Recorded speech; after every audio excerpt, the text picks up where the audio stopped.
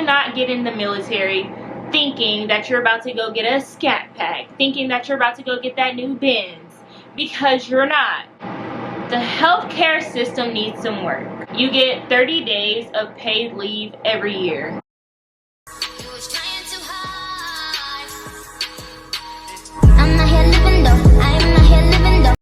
What's up, MB gang? It's your girl Main B here, and I'm back with another video for you guys. Yes, she's back. She's back, period. So today we are doing, as you read by the title, we're going to be doing things I wish I would have known, pros and cons, military edition. And that's just on period. I don't speak on what I do on a day-to-day basis on my YouTube channel, on Instagram, that much. So I just wanted to come on here and kind of give you guys an insight of how I feel about the military from my point of view. Everybody's perspective is different, but in this case I did go ahead and ask some individuals, so it wasn't just from strictly my point of view. These pros and cons came from different people that are in the military and that are in my unit currently with me right now here at Fort Stewart. So I think I just want to go ahead. Roughly we have about 26 pros and cons matched up together. So I just want to go ahead and start off with the cons, just because I don't want to, you know, end on a bad note. So I'm just going to go ahead and start off with the cons. The first con is you can't just decide you want to quit. So being in the military, as you know, to even get into any branch of service, you're going to have to sign a contract, whether it's a 2-year, 3-year, 4-year, 6-year contract. You're going to have to sign a contract. If you want to get out before your contract is up, there is ways that you can get out, but that can be for a separate video. And just comment down below if you guys want me to put out that information on ways you can get out before your contract is up. But you can't just decide that you want to quit as you would a regular 9-to-5. The second con I have is you have to stay in the barracks if you're a single soldier without dependents. What I mean by that is if you are E4 and below, you have to stay in the barracks. If you are E4 and below and you have a dependent, a child, a spouse, you are going to be able to get military housing, aka BAH, and they're going to pay you based off the area or the cost of living in that area that you live in. So it is more beneficial. But on the contrary to staying in the barracks, you are going to be able to save more money. But you're also not making as much if you were like married with a dependent. So, you know, a little food for thought. Do as you will with that information. Number 3, we have maintain physical appearance standards. I have in quotations for myself, you don't really have any way to express yourself. And that's the best way that I can put that, because when you have to maintain physical appearance standards, if you're a female, you have to have your hair in a bun, or you have to have like standards, as I said before. If you guys want me to go in depth about AR 670-1, then I will be able to do that for you in a separate video. But just let me know down in the comments. 4, you're going to be away from your loved ones for a long period of time. So if you are doing basic training, AIT, that's what you have to do to get into the military off the bat. That alone, depending on what your job is going to be roughly almost 6 months away from your family. If you're family oriented like me, you are going to have a hard time being away from your family.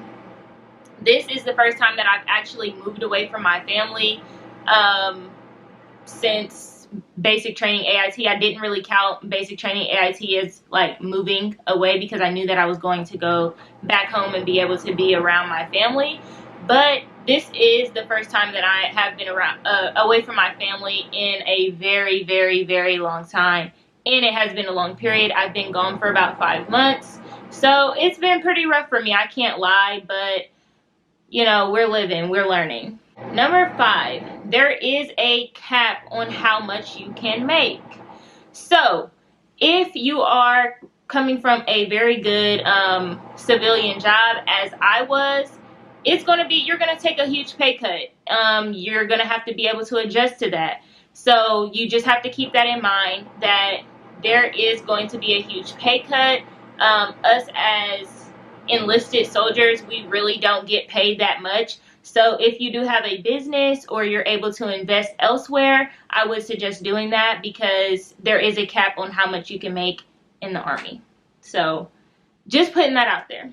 Number 6, there is a 250-mile radius unless you're on a mileage pass or you're on leave, which leave of absence you have to put in. A mileage pass you have to put in 2 weeks prior to the start date of that pass you want it to start. So say for I want to go on a mileage pass September 1st, I can put in a pass for that, and it's going to be considered a 4-day pass. It has to be 2 days out of the week, and then 2 days, like, it has to incorporate the weekend. So it can be Friday, Saturday, Sunday, Monday, and that's considered a 4-day mileage pass. However, you do have to put that in 2 weeks in advance, as well as your leave. Number 7, you cannot pick your duty station all the time. So every single time, like, you know, you hear soldiers saying, oh yeah, we get to make a wish list. So your wish list is going to be with stateside, and you're going to be able to pick not stateside. So if you you can put a list out and they can pick from that list, but it's going to be based off need for your MOS depending on where you go, unfortunately. And that's just coming straight out of AIT. You're not going to be able to pick your job right away. I mean, your duty station right away. Also, when you do a re-enlistment, you may or may not be able to pick your duty station because it might be limited, as I said before, based off a need for your MOS in that location. We're on number 8. Numero 8. The healthcare system needs some work. The healthcare system needs some work, guys. So when I say this, I don't mean to shit on the healthcare system, but it does need some work. So if I am sick and I have a fever or something happens to me, I am going to have to get up like way earlier, and I'm going to have to go to what we call sick call. Sick call is only open from a certain amount of time in the morning, and you pretty much go to your designated sick call place, and they decide if you are sick enough to put you on what we call quarters. And quarters are, you prove that you're sick to our doctors, and they let you stay home. Chances are you're going to be put on 24-hour quarters, so you're going to have to go back for a reevaluation unless you test positive for COVID or something and have to be, you know, put in quarantine. So keep that in mind. The healthcare system needs some work. It's a little bit unorganized. It's a little bit, you have to go through loopholes to get things done, and it's just not, it's not fun when you actually need to get something done. Number 9 is going to be miscommunication. So I sound so serious doing this video, but like this is a serious video, just because I really wish that I had a video like this to watch, because a lot of people were just telling me everything that I can find on the internet. But I just wanted to make a video that was going to be based off of things that I wish I would have known, just because there's a lot of things that I didn't get to know until I actually came into the Army. So now that that's out of the way, miscommunication. Miscommunication, when I say that, I don't mean I'm being told wrong times to be places or anything like that. Miscommunication, I mean that I'm listening to this person, this person, this person, this person, and this person, and when I say, what is that saying? There's too many chiefs and there's not enough Indians. So you have this person, this NCO telling you what to do, not realizing that this NCO over here already told you to do something else, but you don't want to pretty much say, no, I'm, you know, already tasked out. I, on the other hand, if I'm overwhelmed, I'm going to let my NCO know I'm tasked out right now, but I will get to it as soon as I can if you can't find anyone else to do it. That's just simple. But like I said, it's going to be some miscommunication just because there's too many chiefs and there's not enough Indians. So that's just what it is. To top that off, we have number 10, which is going to be heavy workload / lazy personnel. Y'all knew I was going to hit on that. So in the Army, we do have a lot that we have to get done. Obviously, I'm a 92 Alpha. I forgot to state that in the beginning, but I am a 92 Alpha, which is an automated logistical specialist. Pretty much, I run the supply. We run supply, pretty much. So there's a heavy workload for us. There's not a lot of people. We don't have a lot of people, so there's only like a few people that can pretty much get the job done. So there's a heavy workload. With that being said, without a lot of people and a heavy workload, and we have lazy personnel,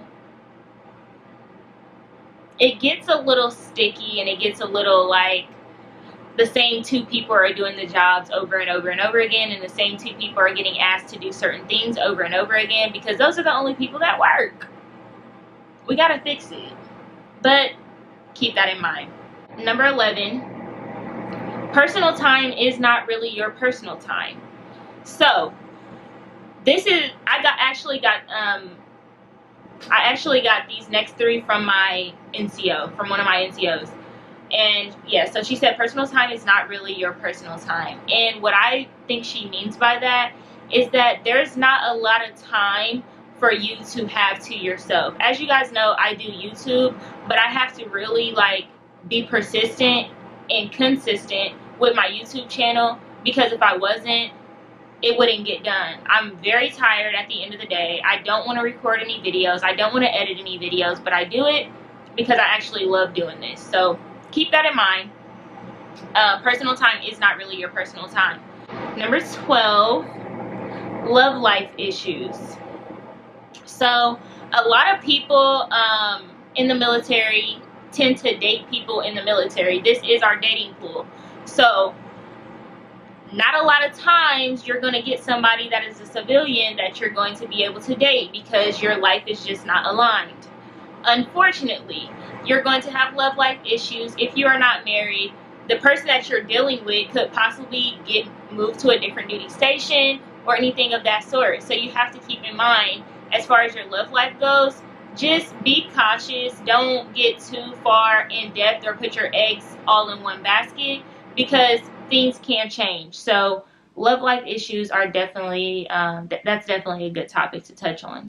13, financial expectations must be realistic. And this is a big one, really big one. I don't want to spend too much time because I don't want this video to be super, super long. But financial expectations must be realistic.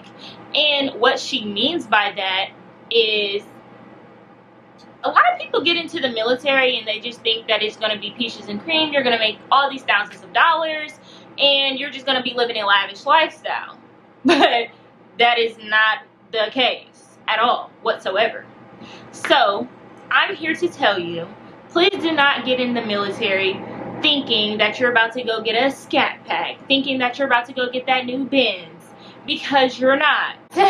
Like, you're just not going to do it. Your financial expectations have to be realistic based on your time in service, based on your rank. If you are coming in with a college degree, yes, you can go to OCS school, and officers do make more money. But on the other side of things, you're not going to make that money right off the bat. So coming into the military, a realistic mindset on how your financial situation is going to be. Therefore, if you go on deployment, you are going to make more money. You are going to be able to save more money. Save your money. Okay? All right. Discrimination.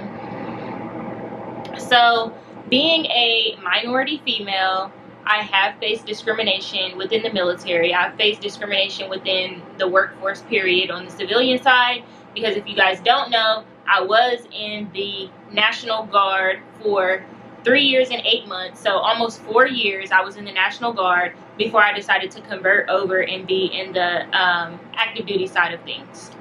Discrimination is a very big thing. Not until I became active duty I got to see it from a different perspective. And what I mean by that is I'm seeing a lot of discrimination being female on female. So you do, like, if I come in and my hair might be different this week, or I might have decided to go and get my nails done. As you guys see, I have my nails done. It's going to be something said, but it's not going to be directly said to you, but the information is going to come to you. So I'm not going to speak on it too much, but people will try to downplay you and act like you don't know things. But you just have to know your regulations, know what to do, when to do it, and pretty much make sure that you're not ate up, and you'll be fine. So know your regulations and always just be on your square, because it's always going to be somebody trying to knock you down. Unfortunately, it's discrimination across the board between males and females, and being a minority female, you are going to get discriminated from males and females. Unfortunately, it's going to be more so on the female side, unfortunately. So keep that in mind. If you are a minority female watching this and you're wanting to join the military, chances are you're going to get discriminated against. If you're a very pretty female, it's definitely going to happen a lot more to you. Enough with the negativity. Let's go ahead and jump into the pros of joining the military, okay? So we have pros. Number one is going to be flexibility. Every time that I have an appointment, I do not have to call in for that appointment. I'm just going to have to let my NCO know, hey, I have to go to this appointment at this time, da-da-da. She's going to be like, okay, or he's going to be like, okay. And you're going to be able to go to your appointment without putting any paperwork in, any time off, all that good jazz. Number two, insurance. I'm talking about health insurance, dental, vision, all that. You're going to be able to get the things you need. When I first got here, I did have some fillings that I needed, and I was able to go and get those done free of charge, obviously, because the military did them. When I get my wisdom teeth taken out, I'm not gonna have to pay anything, and I'm actually going to be able to go to a oral surgeon to get that done. Now, for my braces, I did not get any, the military doesn't cover braces. They don't cover cosmetic dental work. So luckily, I am fortunate enough to be on my parents' insurance still, so I did get quite a few $1,000s off from my parents' insurance for my braces. And then there was some military discounts that was able to go into me getting my braces. I can do a separate video on that. Number three is going to be college. You get free college, obviously. You have a GI Bill. Although you do have to have a grade, like a average C. I don't think you can get like D's. Yeah, you can't fail the class. You can't fail the class. If you fail the class, you are going to have to pay for that class out of pocket. The military is not going to pay for that class. So keep that in mind. If you are going to go to college, just try to keep your grades up. Number four for pros is going to be guaranteed pay. Guaranteed pay is something like during COVID. My people on the active duty side, they didn't have to worry about getting paid. They knew that their money was always going to come. Whether it being on the civilian side, you don't know when you're going to get paid. You don't know when, you don't know, like you don't go to work, you don't get paid. You know what I mean? Number five, job converting over to the civilian world. Like I said, I'm a 92 Alpha, so I would, in the civilian world, theoretically be able to run a warehouse. Being able to be a supervisor at a warehouse. So that's good. Number six, you get 30 days of paid leave every year. So you accrue 30 days of paid leave throughout the year. Number seven, roughly 2 pay raises a year. I say roughly because one pay raise is congressional. The second pay raise it varies. So at year 4, it's going to be like 2 years. So at year 4, you're not going to get a pay raise to year 5. But from year 5 to year 6 that you're in, you will get a pay increase based off of your time in service. Number 8, we get a 4-day pass at least once a month. 4-day pass is typically, our last day of the week is on Thursday. We have Friday off, Saturday, Sunday, and we get Monday off. We come back to work on Tuesday. Number 9, you get to travel to different parts of the state / world. So that is a pro, just because a lot of people don't get to see what the world looks like. A lot of people don't even leave out of their hometown. So being in the military, people have gotten opportunities to see parts of the world that they probably never would have gotten to see. Number 10, spouse independents are covered in healthcare. I will say they aren't covered fully under dental and vision. It's pretty much just like emergency healthcare. If they go in to the doctor and they need to get checked up on or anything like that, healthcare is going to be covered. But as far as dental and vision services, you are going to have to pay a little bit out of pocket for those. Number 11 is going to be VA loan.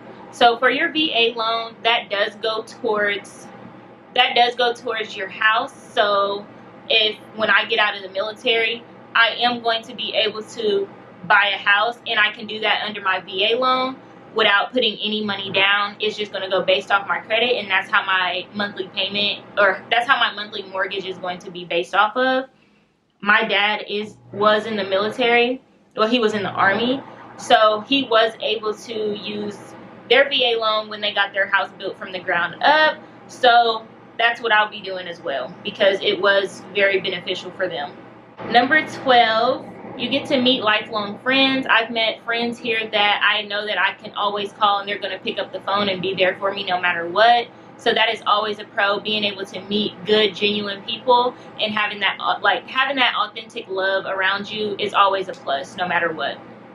13, and this is my last and final one. We are at 25 minutes. Transitioning Army skill sets such as discipline into a more lucrative career choice. So, like I was saying before, if I didn't have discipline based off of what I've been taught within the military, I would not be able to transfer that into a more lucrative career choice. And I mean lucrative just because something that's going to be able to make me a lot more money for my time. So if I'm putting time into this craft and I'm perfecting this craft with discipline, I'm able to stick to my schedule, stick to my regimen, and stay consistent so that I can meet the goals that I want to meet. And without the military, I don't think that skill set would be so strong and instilled within me. So that's a pro as well. But yes, you guys, let me know if you guys want more Army topic videos on my channel. I just wanted to show and bring out this different side of me to you guys, because like I said, I do not put anything military related on my YouTube channel, but I will start if that's something that you guys are going to want to see. But just let me know down in the comments. Be sure to give this video a thumbs up if you liked it. Let me know what other videos you want me to post. Make sure you guys subscribe to the channel. We're on the road to 1K. And yes, hit that post notification bell so you can be notified every time I post another video. Period. Alright guys, I'll see you guys in the next one. Peace.